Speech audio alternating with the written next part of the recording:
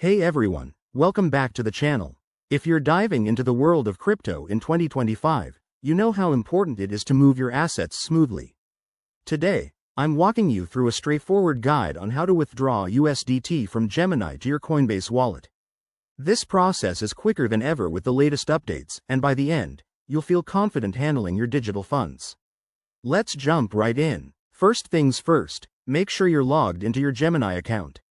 If you haven't already, go ahead and open the app or website and enter your credentials. Security is key in crypto, so double-check that you're on a secure network. Once you're in, head over to the Wallets or Assets section.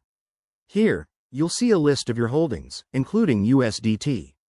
Click on USDT to select it, then look for the Withdraw button.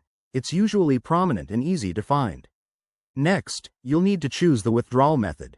Select Crypto Withdrawal, and then specify the network, like Ethereum or Tron, depending on what your Coinbase wallet supports for USDT. Now, enter your Coinbase wallet address. Pro tip: always copy and paste this from your Coinbase app to avoid any typos that could send your funds astray. After that, you'll see a confirmation screen showing the amount, fees, and estimated arrival time. Review everything carefully. 2025 brings even better fee structures, so keep an eye out for the lowest costs.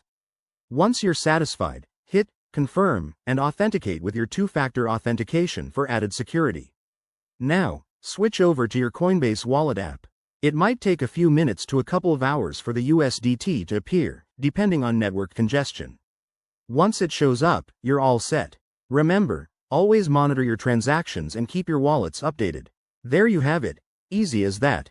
Withdrawing USDT from Gemini to Coinbase Wallet in 2025 is a breeze if you follow these steps. If you found this helpful, smash that like button, subscribe for more crypto tutorials, and drop a comment below if you have any questions. Stay safe out there, and I'll see you in the next video. Thanks for watching.